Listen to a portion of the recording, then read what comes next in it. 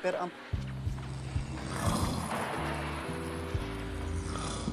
Teka lang. Saan ba? Yan, papunta na ako. Wait lang. Papunta na. Ito na. Anak ng... Nanay Lee, ano bang ginawa ko sa inyo? Sinama sa kwarto ko to! Wait lang.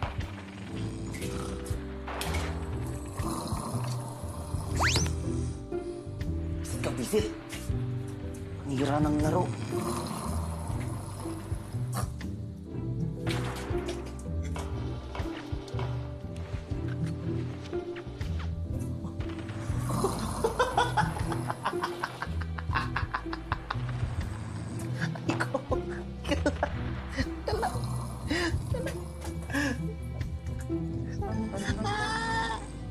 Smile.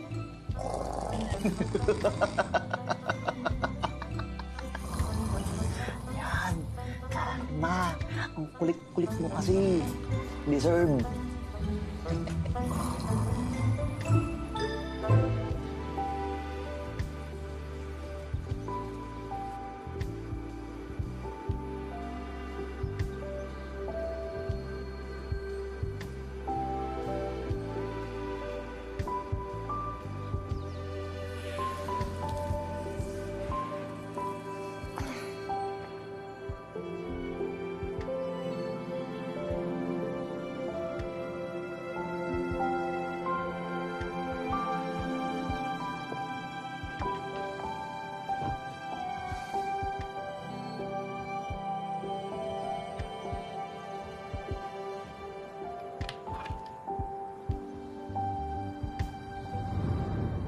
Mia, anak, you are very special because you are my creation.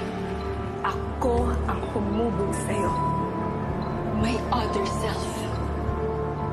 No, you don't have control over me.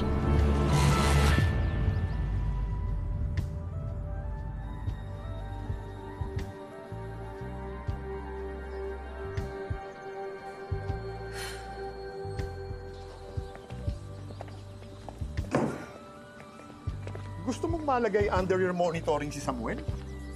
Wait. Ito. Rotation? Walang rotation. At nag-request na si Olivia na gusto niyang mahawakan si Samuel. Pwede ba natin pag-usapan muna ito?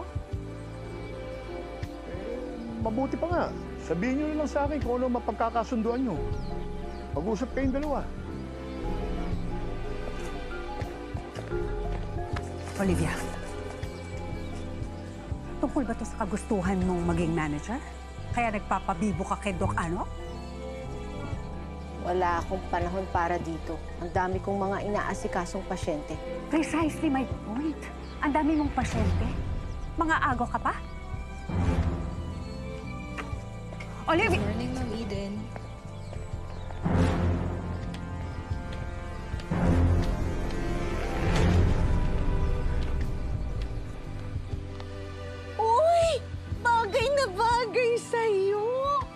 Talaga, Nay? Bagay sa akin yung clean cut? Oo, bakit kasi ngayon mo lang ginawa yan? Wala, Nay, kasi gumising ako kanina, naisipan ko lang gawin. Pero sa akin ginawa ko. Nakakabata ng itsura. Nakakabagets! Talaga, Nay? Parang kaedad ko na lang ba si Gemma? Jason, bawal magdabag. Hindi magandang energy sa hapag yan. Ay, naku. Malapit na. Babyface kayo ng anak ko. Oo naman, Nay. Parang kayo. Nagmana sa inyo eh. Baby face? Pero, Nay, salamat kasi parang kayo pa lang nainiwala na ako na pogi ako. Feeling mo lang yun. Oh, ayan na naman, di ba pinagsabihan kita, wag magdadabog? Oo nga naman, Jason. Pinagsabihan ka na, oh. Sorry, Nay. Ang pagising lang parang may binabangungot pa dito eh. Ay, yung dalawang binibini ang dapat ginigising. Ay, ako na nagigising para pagmulat ng mata ni Gemma. Lalabas yung pagka-dragonesa niya. Good morning po! Good morning! Yun na yung tag team na sagabal sa love life ko. Nay, seryoso ba kayo na ahayaan yung maging roommate ni Gemma si Madit? Kesa ikaw. Oo nga, boss. Ako na talaga. Ako na to. Hindi, nag-usap na kami. Ang sabi ko sa kanya, isipin na lang niya na nagkaroon siya ng kapatid. Ah, tama, Naili. Tapos ito, uncle ni Ganda Labs. Hoy. Hindi ako uncle. Bata ako pa, no? Sige. At dahil honorary family member na rin naman po ako nagigising kay Gemma. Bye-bye! Cool. Yung hita mo. Easy lang.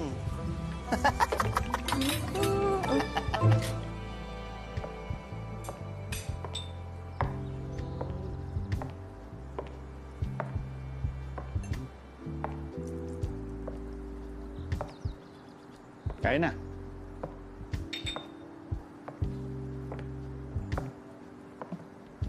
Ano?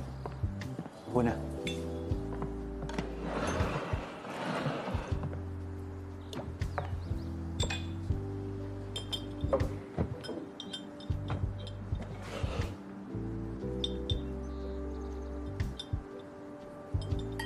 Kamusta yung tulog mo?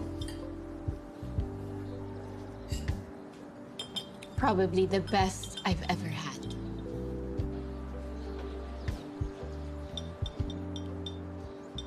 Manong?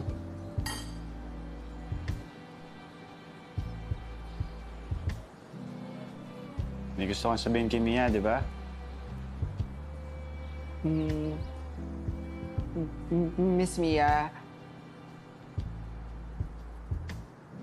sorry sa kagabi.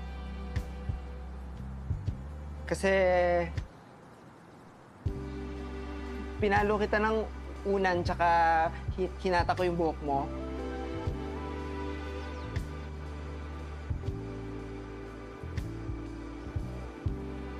Mia?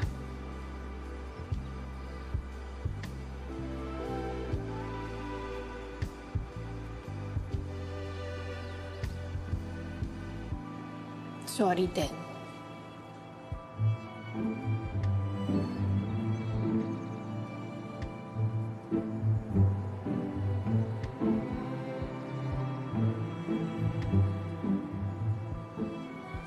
Kasi nasaktan din kita.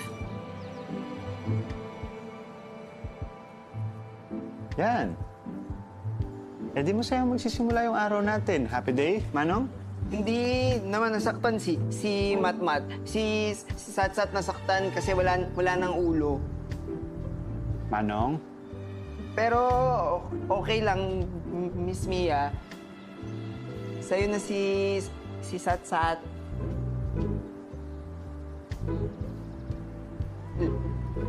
Last na yun na pwede mo kunin kay Matmat. Okay?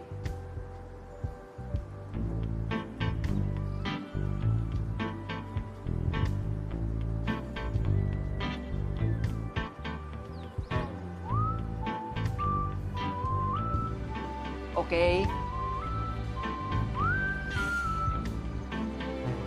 Okay. Okay? Kaya na. Kaya na yun.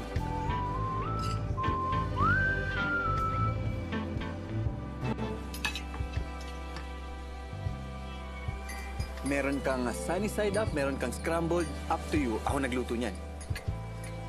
Ganda Labs, kape muna pampainit ng tiyan. Kaya ko na to. Salamat.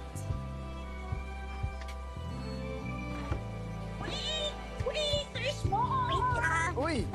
Ano yan? Oh, recipe ko to. Tapa. Maraming may gusto ng tapa ko.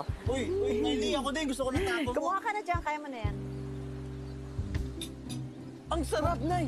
Sabi ko sa'yo eh. Alam niyo kung ito yung breakfast ko sa Maynila, sigurado ko mas gaganaan ako sa trabaho. O naman, ang sipag mo naman. Gusto ko yung masipag. Itong anak ko, masipag din to. Ay, Naili, alam mo yan. Ako nga. Nataguyod ko yung sarili kong negosyo, di ba? Tagal na, palipat. Doble na ang sipag ko. Kasi syempre may mga empleyadong nakaasa sa akin. Tsaka syempre inaalagaan ko rin yung karir ni Mia. Alam niyo na, Ang dami mo palang ginagawa, pero hindi mo napapabayaan ang katawan mo, no? Tignan mo, ganda ng balikat. Oo. Salamat, Nay. Nagsiswimming ka? Ay, hindi ho eh. Ay, Naili! Ako, di mo natatanong. Runner ako, Naili. Mga takbo-takbo ako. Pabulan, patintero. Kaya ko yan. Wala kang sport? Ano lang ho, ito parang 3 times a week sa gym lang ho na workout. No, napabayaan ko na nga ho eh. Kaya naman pala nabuhat mo si Gemma. Buhat? Nadalap sa pabot. Kaya naman kita buhatin. Nay, akala ko ho ba pakikisamahan lang si Vincent? Pinapakisamahan ko nga. Oh, bakit ngayon parang supportive ka kayo sa pagpaparamdam niya sa akin?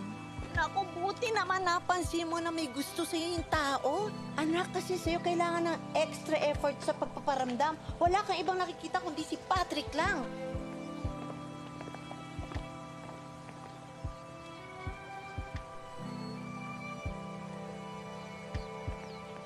Nanay Lee! Ay, Matmat! Nay!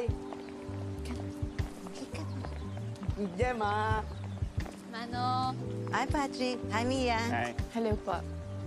Uy, maigsi na ang buhok mo. Bagay sa'yo. Salamat. Hindi bagay. Hindi bagay. Dapat hindi siya pinupitan ni Patpat. Ang sabihin mo, ayaw mo na siyang nag-quit sa akin. Ano? Di ba sinabi ko tinulungan ko lang si Mia?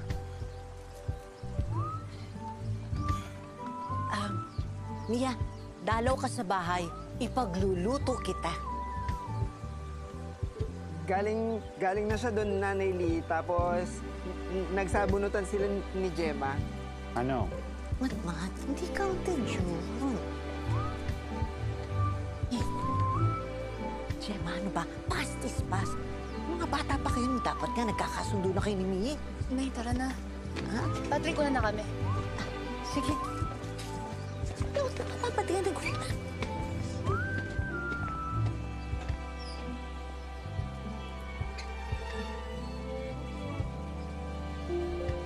Tara, pasok na rin tayo.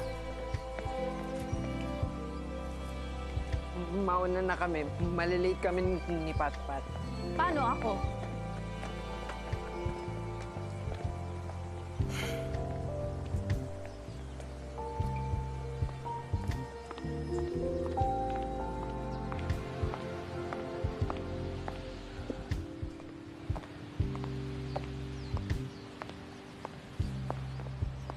Uy!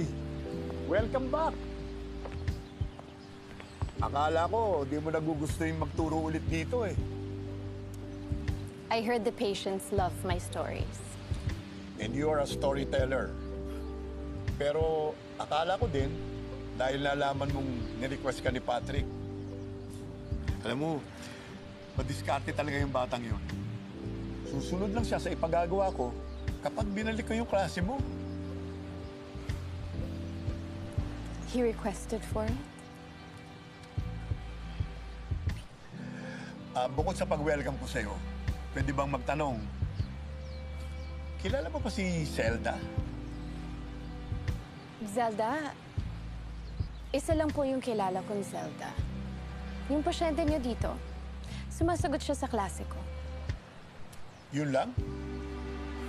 I have no interest in finding out more about her. Yun lang. Paano?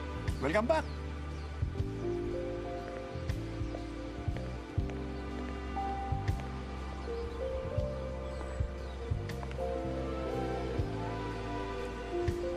He requested for me. Come back.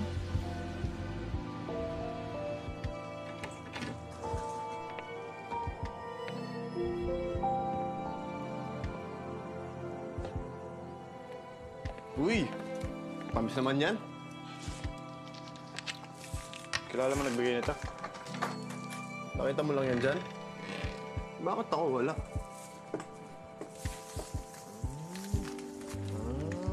Yun, no? May secret admirer ka. Parang high school lang. Alam mo, dalawa lang yan eh. May crush sa'yo, o baka may atraso sa'yo. Doon ako kay Miss Mia. Sira. Wala siya sa pinagpipilian mo. Uy, pero siya yun, no? May gusto sa'yo, tapos problema mo. May iba ka pa bang problema bukod sa kanya? Problema?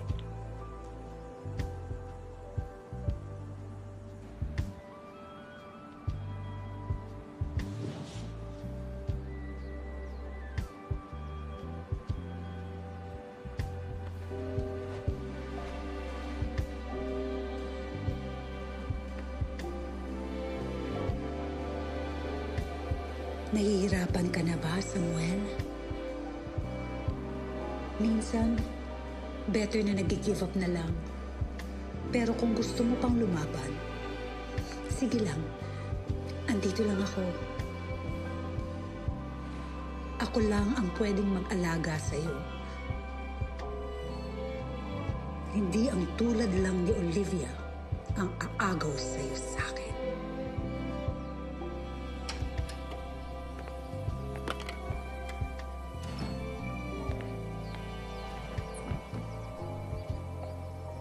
Olivia, dapat na mag-usap tayo. Huwag mo akong iiwasan. Dahil hindi ako papayag na mang-agaw ka ng pasyente. Hindi ako nang agaw. You went behind my back. Hindi yun pang aagaw? Pagtulong. Yun ang ginawa ko na makakabuti para sa pasyente. Kung concerned ka talaga sa pasyente, alam mo dapat na mahalaga ang continuity of care. Lalong-lalo na sa pasyenteng katulad ni Samuel. Si Samuel, sanay na siya sa pag-aalaga ko tapos babaguhin mo? Mas maaalagaan ko siya. Ano sinasabi mo? Na pinababayaan ko siya? Hindi ba yun ang nangyayari?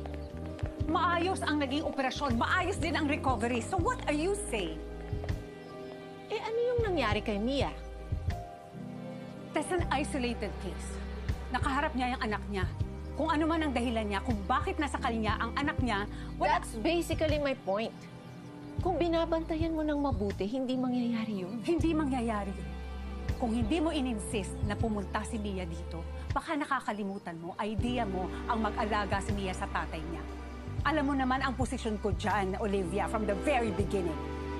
Kailangan ni Mia ang ama niya. Kailangan nila ang isa't isa. Kung makapagsalita ka, parang kilala mo sila. Wala kang alam. Bakit ikaw? May alam ka ba para magsalita ka ng ganyan? Kilala mo ba sila?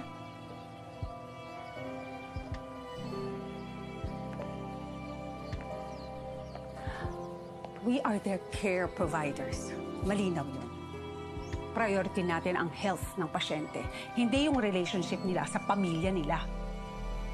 Diyan tayo magkaiba. Dahil ganyan ko alagaan ang pasyente ko. Eh di gawin mo sa pasyente mo. Huwag sa pasyente ko.